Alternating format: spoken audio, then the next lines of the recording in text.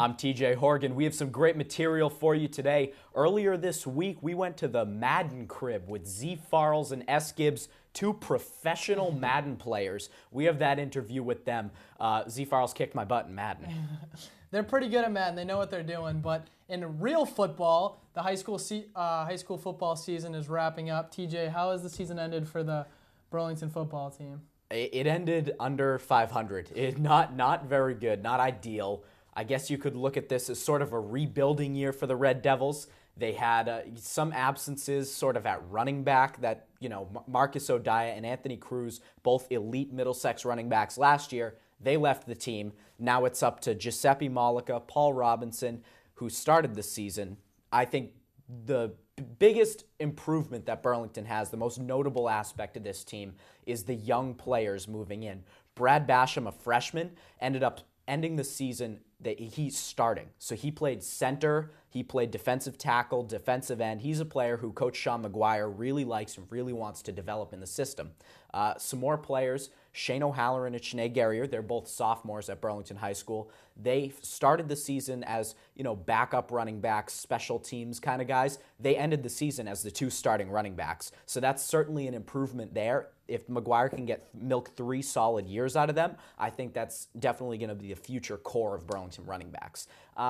In terms of quarterbacks, this is Shane Farley's last year. Farley, the 3-year varsity quarterback, so that's definitely going to hurt the Devils. They're sort of a mix-up, no real defined quarterback who's going in next year. Well, with Reading, the football season has sadly come to an end. They were officially knocked out of the playoffs last Friday night. After being ranked third on ESPN Boston, was it? I predicted they'd go 7-0 and go all the way to the Super Bowl. High hopes. They fell a little short of that. They got knocked out at the hands of Waltham in a 28-22 loss. And with this game, they really dug themselves in the hole deep early on. They were at down 28-0 at halftime.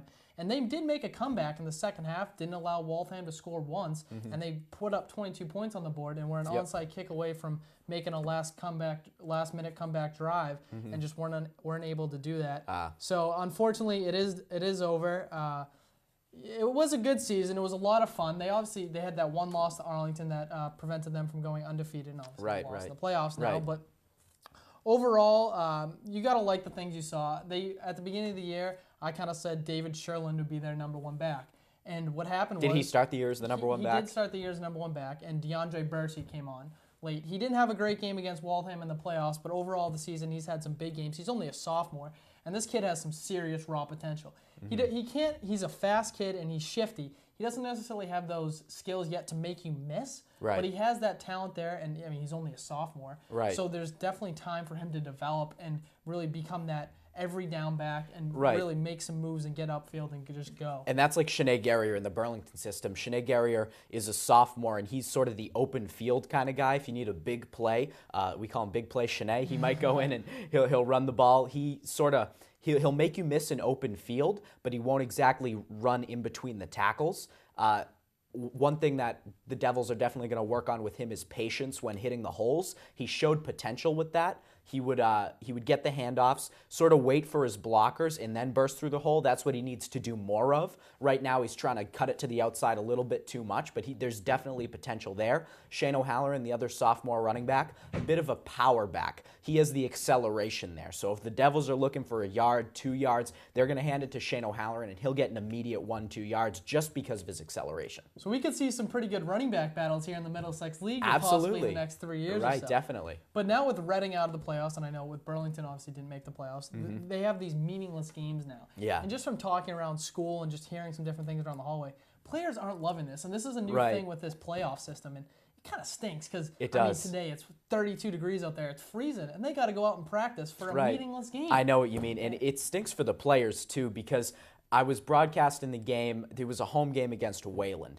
And this was a meaningless game, meaningless consolation game.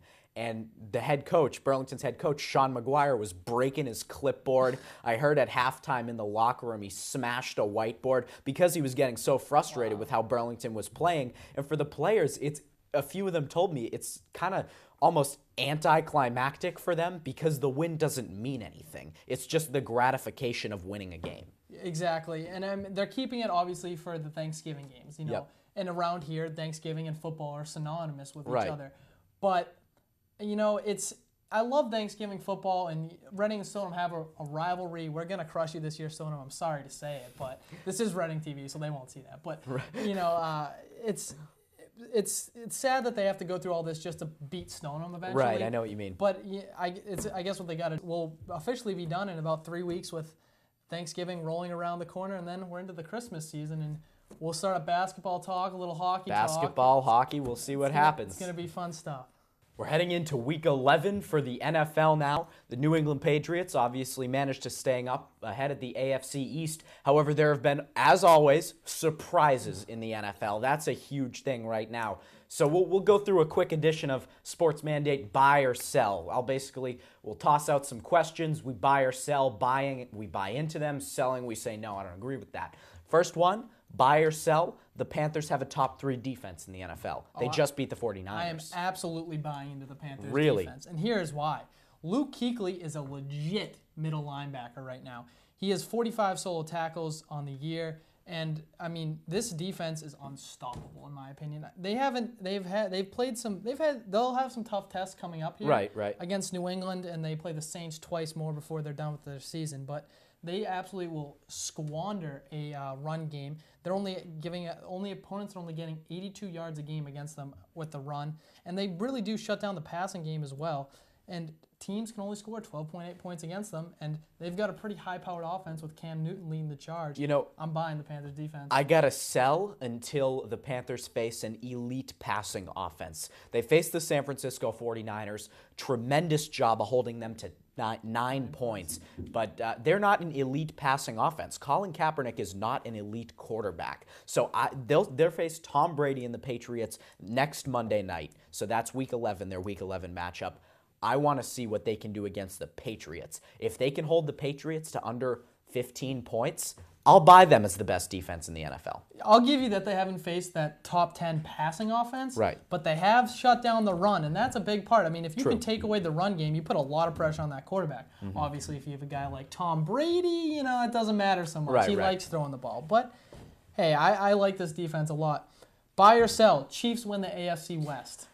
I'm selling it until this week. This week's going to be crucial for them. Facing an injured Peyton Manning. He got a boo-boo last week. But they're facing a Peyton Manning offense. They're facing the Denver Broncos divisional matchup. They're facing the Broncos 2 out of the next 3 weeks. So until they can beat the Broncos, then I'll say sell for now. See, this is a toss-up. This is real close. This is neck and neck down the stretch. Yeah. But I'm going to buy it. I'm buying into the Chiefs. I'm all in with Kansas City. So Dwayne Bowe, their $56 million receiver, just got arrested for speeding 10 grams of marijuana. So do you think... He couldn't wait till after the season to do that. Right. He had to get noticed by someone because clearly he wasn't being noticed by Alex Smith, the quarterback.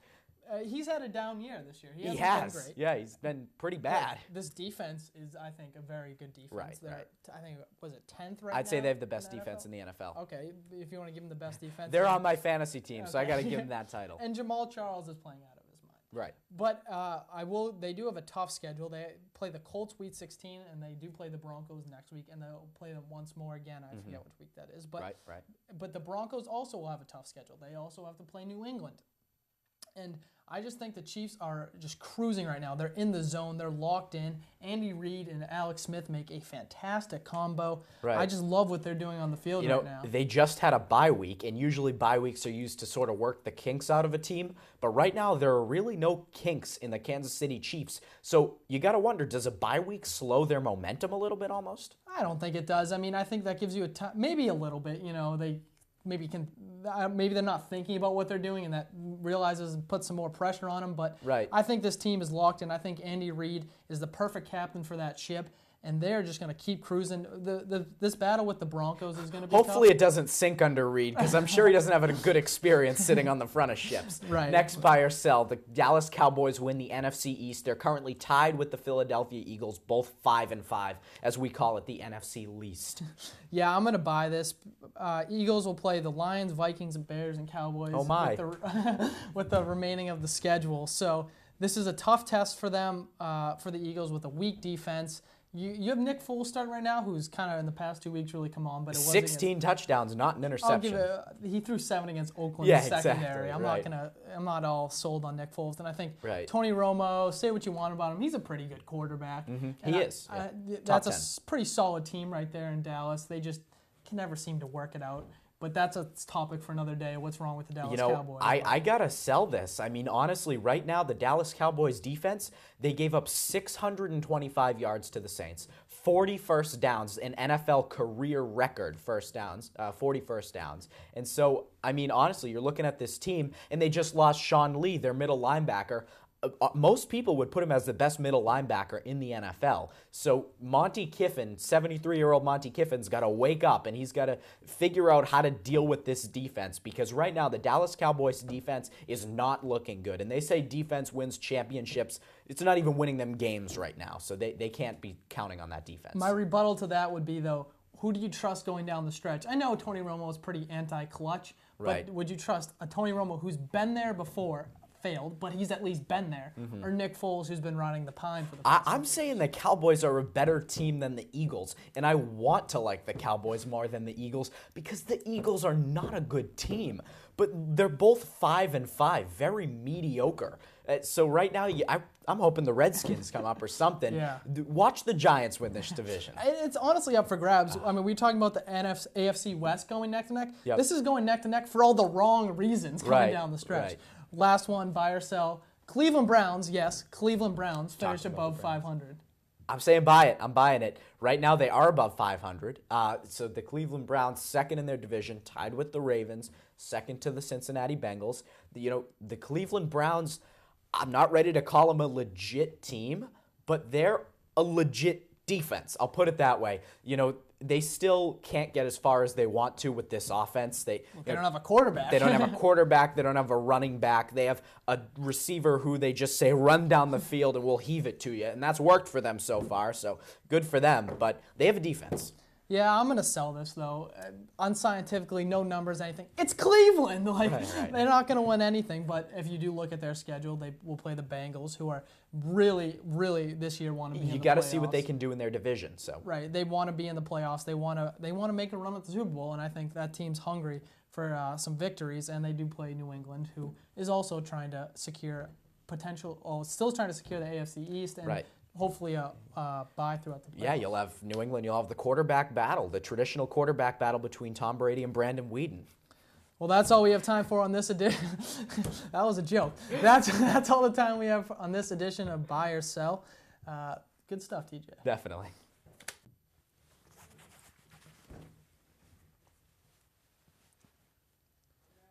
Okay. Well, the hangover for the Boston Red Sox is probably just about wearing off, and that comes at perfect time as they're heading into the offseason. And believe it or not, even though they are world champions, they do have quite a bit of a lot of moves to make. You mentioned hangover. Napoli actually might still be drunk because he refused Is he still on Boylston? He refused the qualifying offer for $14 million. I don't know how he could do that. Yeah, have we located him yet? Do we know where he is? He's missing in action. Probably look on Boylston. He's probably sleeping with a hobo or something. Napoli's AWOL. But as we look at the Red Sox this offseason, they do have a lot of question marks, specifically starting pitching, catching, first base, bullpen, outfield, and infield. So, I'm not a scientist, but I think I just listed... You listed the whole team. Right. So, they do. So they have a lot of things they need to in terms of, you got to look at which committees can't win them a championship. I think their starting pitching can win them another World Series. Their starting pitching, top 5 in the MLB. I don't really know who you would put above that starting pitching core. Right, and the problem isn't necessarily with the people they have on the starting pitching, not the talent level, but it's that they have too many of them, in my opinion. That's not a bad thing. It's not a worse It's problem really to not. have. But they can always trade them for whatever they need. Spot for the Red Sox that has a vacancy right now is catching. They Right. did not offer Jarrod Saltalamacchia the qualifying offer. Thank you. TJ does not like Jarrod Saltalamacchia, so... No. Oh, no. He's What do you see them a bad baseball player. He's to get to the MLB, you have to be a certain degree of baseball player. He is a good baseball player, if you put him next to a high school team, he is not an MLB player. No, he's. I mean, I'll give you. He has a high strikeout rate. He doesn't really hit for contact. You're telling me he hits for power, though. And he had 15 home runs this year. I'm You not- can't see. That's the thing I can't excuse. He had 15 home runs this year, and his strikeout rate was 29%. 29% is what you see with guys 26, 27 home runs. That's unacceptable. Well, he is very inconsistent, and that's another problem with Mike Napoli too. But we'll get to that in a minute. Right. But my biggest problem with Jarrod Saltalamacchia is not necessarily his hitting, but the way he manages the pitching staff. He's still a young guy. Yeah. I just don't see him being that elite pitching staff guy. And in the playoffs, in World Series games 5 and 6, you saw John Farrell turn to David Ross. David Ross was hitting well, but I do believe that he just said, I think David Ross has a better command of this pitching staff than Jarrod Saltalamacchia. And he's a better fielder. The thing with Jarrod Saltalamacchia, he's in his late 20s. They need to stop treating him like he's a prospect. He should be an MLB-ready player by now. And he's not. He seriously is not. So I'll throw some comparisons out there. A guy who I really like that the Red Sox could think about bringing in to switch off a little bit with David Ross and catcher, Carlos Ruiz. Carlos Ruiz, 2 years ago, he hit .315. Unbelievable hitter 2 years ago. Dropped off. Hit .268 this year. He was injured, so there was not as much momentum going. Salty hit .273. So advantage to Salty in batting average. But strikeout percentage. Jarrod Saltalamacchia, 29%. Carlos Ruiz, 11%. That's a ridiculously low strikeout percentage for a guy who Ruiz hit 20 home runs, a guy who can hit 20 home runs a year. And Ruiz is a great player. Defensively, he had a +3 defensive runs saved. That's a statistic from Fangraphs.com. It basically measures how many runs saved a defender has. And so Carlos Ruiz had +3. Not fantastic if you're looking at the whole MLB, but if you compare him to Jarrod Saltalamacchia, Salty had a -6. That's not even in the top 30 among MLB catchers. Well, the guy, Ruiz's name is being thrown out there, but the guy I would like to see the Red Sox bring in to catch for them is Brian McCann, the former Braves catcher. The one concern with him is his age. He is 29 years old. And he's going to want a 5-year contract. He's going to want 5 years, but I'm willing to give him 5 years, no more. If he wants more money, I'd give him the money. And here's why. He's a guy who's been with Atlanta and has really helped bring up some of their younger pitchers and did a lot of the things, and their pitchers were a big reason they made it to the postseason this year. He did come off shoulder surgery last year, but he did make the All-Star team this year. He's a 7-time All-Star. He's a Jorge Posada numbers type guy. Right. He has the same sort of numbers, not at quite the same on-base percentage, but he's about a .277 career hitter. He has an .823 OPS. I really like what this guy can do. He really will manage his pitching staff well. He was with David Ross in Atlanta, so there's that relationship there. But see, here's my issue with that. You mentioned Brian McCann helped bring guys up. The Red Sox don't have anybody who needs bringing up. The Red Sox have an all-star pitching staff, and the guy who worked with all-star pitchers is Carlos Ruiz. Roy Halladay, Roy Oswalt, Cliff Lee, Cole Hamels, all under Carlos Ruiz. Right, but also Tim Hudson was another guy in Atlanta who Brian McCann did work with. And Brian McCann is a leader in the clubhouse. He's not a guy who's he's gonna come in all guns blazing, this is how we're gonna do things. No, he's gonna work with these pitchers. He's gonna work with John Farrell, Juan Nueves, and he's gonna help these pitchers have better years than they even had last year. I really like this guy commanding the game behind the plate. I say Ruiz, you say McCann. We'll see what they do. It's up to Ben Sherrington. Yeah. So that'll do it for us for our baseball segment. Stay tuned for our interview with Z Farles and S. Gibbs, professional Madden players. These guys are cool. All right, we're here in the Madden Den with Z Farles and S. Gibbs. Guys, thanks for letting us come in. Thanks for coming in. All right, so I guess I'll start out the questions from my list here. Did you guys know each other before you started, Prima Games, started with Prima Games and all that?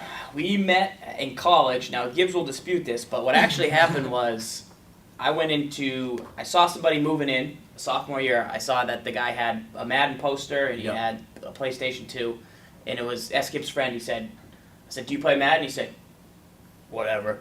I just said, I'll beat you. I will beat you right now. And I did that, and then he went crying. He said, I got to go get this other guy. And he went and got S. Gibbs. I beat him, spoiler. And that's pretty much the first time I laid eyes on S. Gibbs. Yep. And there was some, battling at the start of it, but it turned out to be a good relationship. Cool.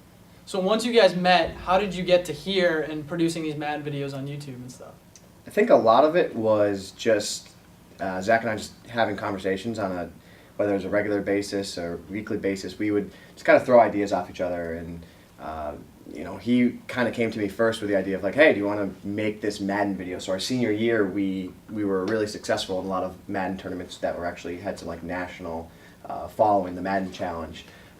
So we went to those tournaments, we had success, and we came back, and Zach thought it would be a good idea to make this one video. We put it up on YouTube, and overnight we say it had just thousands upon thousands of views. Realistically, it might have had a couple hundred.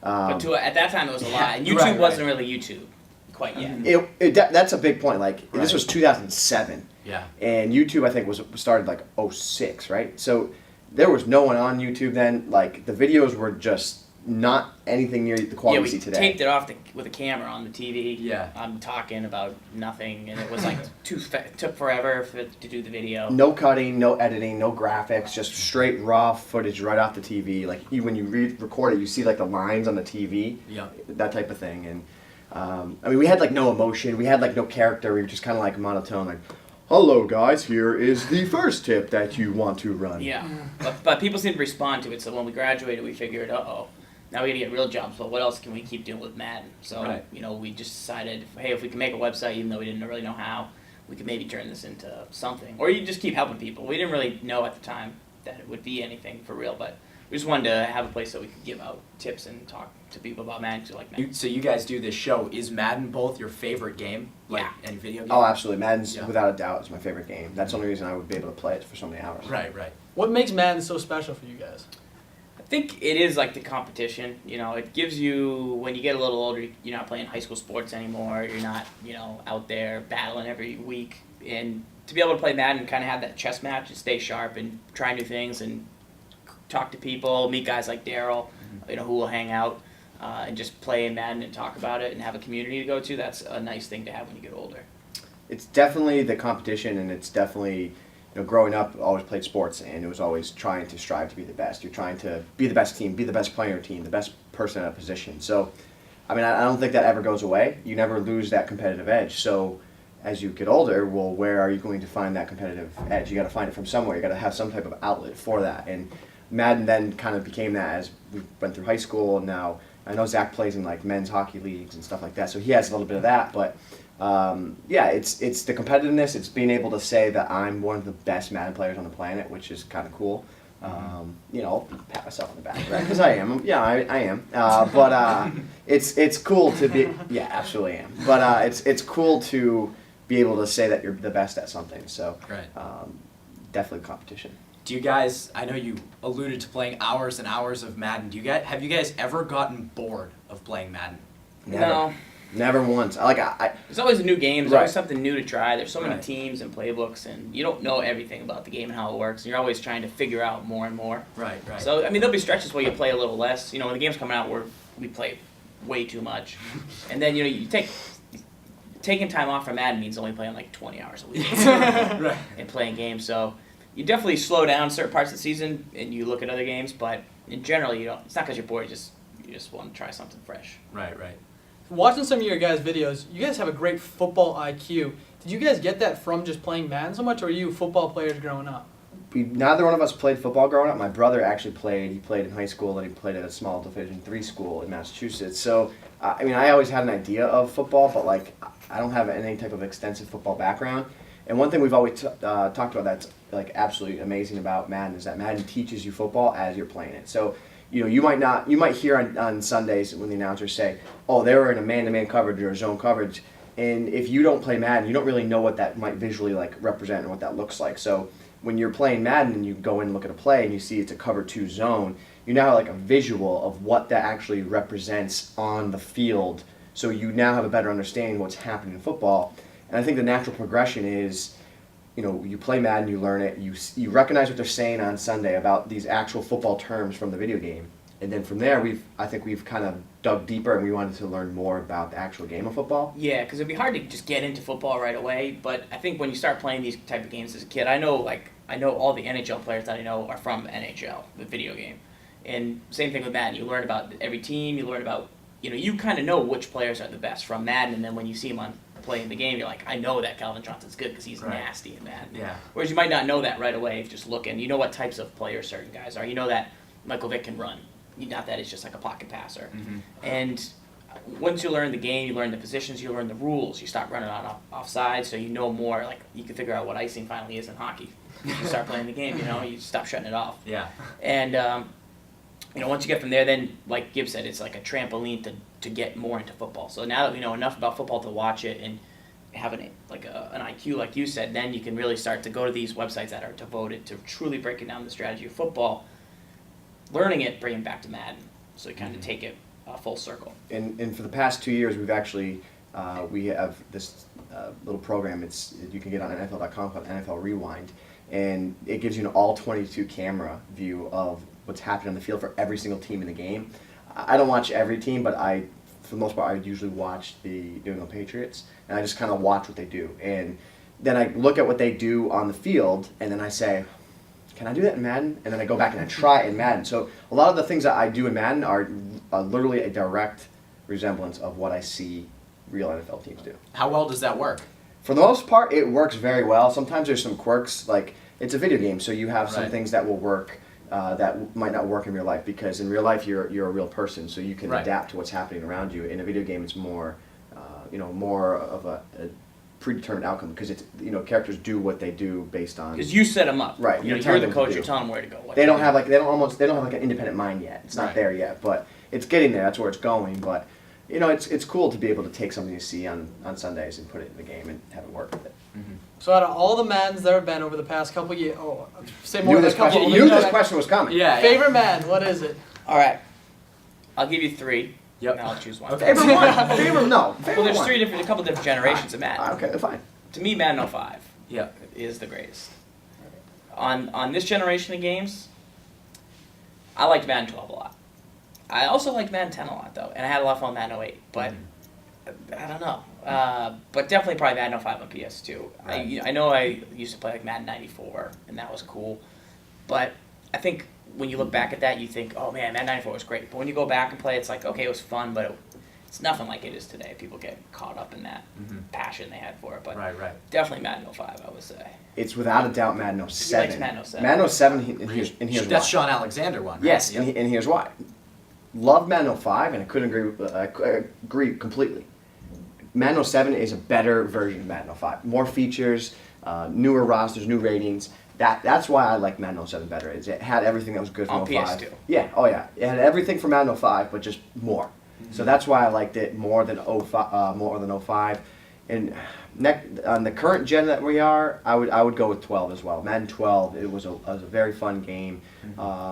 You had a lot of control with the game, a lot of new features they added that year. So Madden 12 on current gen.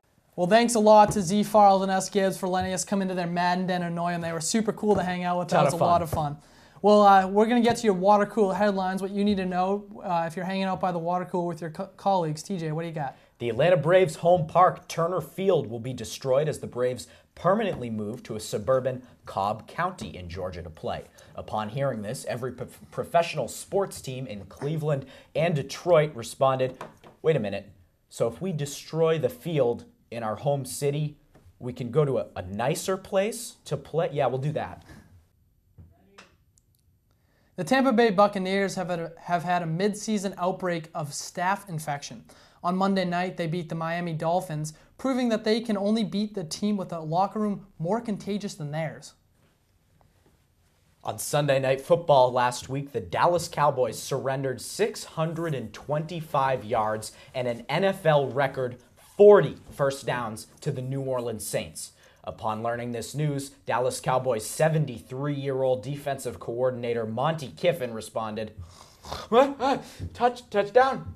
Okay. Today was this past Monday, and American heroes all across the country were honored, some of whom actually played American professional sports, including Brett Favre, who got his call to arms during the Vietnam War, World War II, World War I, the Civil War, and the Texas War for Independence.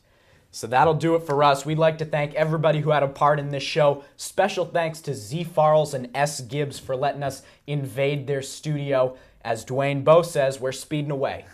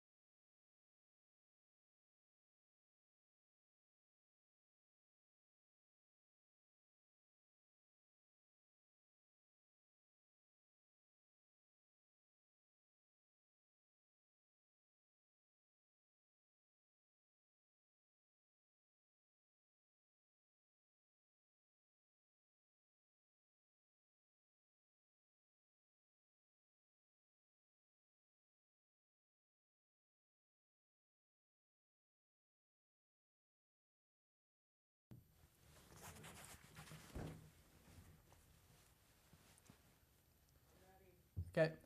Well, the hangover for the Boston Red Sox is probably just about wearing off, and that comes at perfect time as they're heading into the offseason. And believe it or not, even though they are world champions, they do have quite a bit of a lot of moves to make. You mentioned hangover. Napoli actually might still be drunk because he refused Is he still on Boylston? He refused the qualifying offer for $14 million. I don't know how he could do that. Yeah, have we located him yet? Do we know where he is? He's missing in action. Probably look on Boylston. He's probably sleeping with a hobo or something. Napoli's like that. AWOL.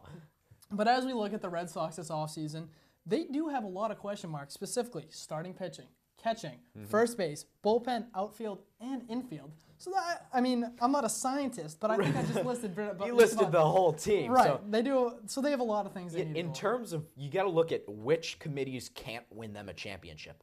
I think their starting pitching can win them another World Series. Their starting pitching, top 5 in the MLB. I don't really know who you would put above that starting pitching core. Right, and the problem isn't necessarily with the people they have on the starting pitching, not the talent level, but it's that they have too many of them, in my opinion. That's not a bad thing. It's not a worse It's problem really to not. have. But they can always trade them for whatever they need.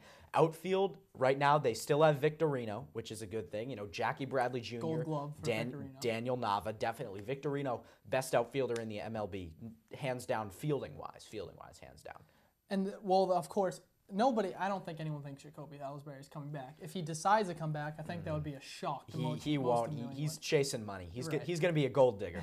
And he's a Pacific Northwest guy to begin with, so Seattle or LA would be a good fit for him. But anyway, the big question was, who's going to man center field? Do they move Victorino over, or is Jackie Bradley Jr. ready to take over that duty full time? I think he is. I got to disagree with you there. I'll tell you who's ready to man center field. A man by the name of Shin-Soo Choo. He started his career with the Indians. Last year, played with the Reds. First half of the season, he was the best leadoff hitter in baseball. So if you're getting rid of Ellsbury, there's not another leadoff hitter in baseball. Are you telling me that Jackie Bradley comes in, starts at center field, and bats leadoff? I don't think that's going to happen. Right, but you do have guys like Dustin Pedroia who could lead off for you. He's not a great leadoff guy. He's not a leadoff hitter, though. But, I mean, he can hit up there. We can figure that out. Shin-Soo Choo finished the season with a .423 on-base percentage. The league average for on-base percentage, .305. See, I'm not going to dispute that Shin-Soo Choo isn't a good player. He's definitely a very good player. I'm going to dispute what he wants in terms of contract. I don't think this is a guy you can sign maybe 2-3 years for when Bradley's ready. I mean, I think you can agree with me that Bradley isn't going to need 2 or 3 years to develop. He's right there on the brink of coming up to the majors. I think Shin-Soo Choo is going to want a 5 or 6 year deal, upwards of $70 million, maybe even in the $100 million range. I don't know if it... He's a Scott Boras client. Right, that is true. He's 31 years old. He's a Scott Boras client. And the thing is, though, I don't know how many teams will be willing to give him that deal. Granted, he is... Houston Astros, maybe. I mean, they are in a rebuilding phase. He would be a good fit there. Granted, he is a great player, and the Astros do have a guy named Justin Maxwell, who they really like in that system. Maxwell played center field left last year. He was pretty well, exceeded his expectations for the year. But regardless, I think Shin-Soo Choo will be a great fit in Boston, just because he is a definite center fielder in that he can also play other positions. So if you have a night where you want Bradley to go in, you can sit Nava, have Choo play left field. I mean, obviously that's going to be up to him. If he doesn't want to play left field, then that's going to be a big problem. But he has played left field. He has played right field. He's a versatile outfielder. Do you see the Red Sox keeping Johnny Gomes? See, that's where it comes up. If they do sign a guy like Shin-Soo Choo, then there's not really going to be much room for Gomes, aside from maybe they try to move him to first base. I don't know what to say. There's not... I feel like you have to keep Gomes. Right. And it's not necessarily... I mean, he came out clutch in the playoffs. Huge hits, big defensive plays. He's a pretty solid player.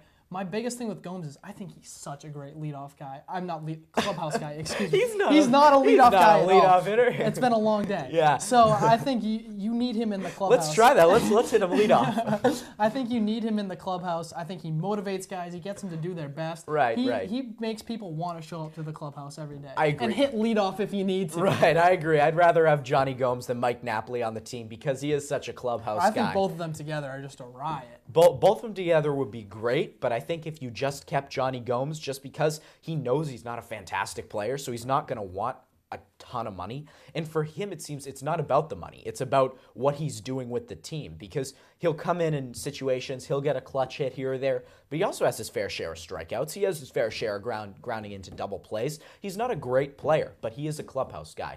So if they don't overpay for Johnny Gomes, maybe they'll think about landing Shin-Soo Choo. And another guy, just to bring up, Carlos Beltran wanted to go to the Red Sox. He expressed interest right now. So he could be another guy if they want to put him at a corner, put him in right, move Victorino to center. Right. Or he's getting older. He's 38 years old, so he might want to play DH, and that spot's taken, Beltran. Yeah.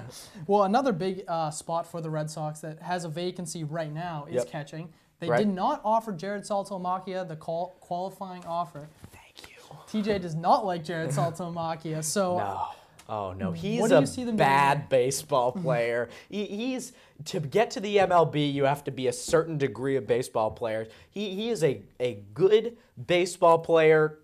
If you put him next to a high school team, he is not an MLB player. No, he's. I mean, I'll give you. He has a high strikeout rate. He doesn't really hit for contact. You're telling me he hits for power, though. And he had 15 home runs this year. You can't see. That's the thing I can't excuse. He had 15 home runs this year, and his strikeout rate was 29%.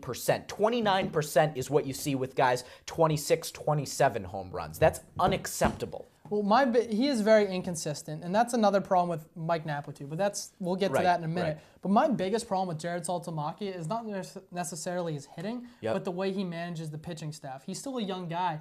I just don't see him being that elite pitching staff guy. And in the playoffs, in World Series games 5 and 6, you saw John Farrell turn to David Ross. David Ross was hitting well, but I do believe that he just said, I think David Ross has a better command of this pitching staff than Jarrod Saltalamacchia. And he's a better fielder. The thing with Jarrod Saltalamacchia, he's in his late 20s. They need to stop treating him like he's a prospect. He should be an MLB-ready player by now. And he's not. He seriously is not. So I'll throw some comparisons out there. A guy who I really like that the Red Sox could think about bringing in to switch off a little bit with David Ross and catcher, Carlos Ruiz. Carlos Ruiz, 2 years ago, he hit .315.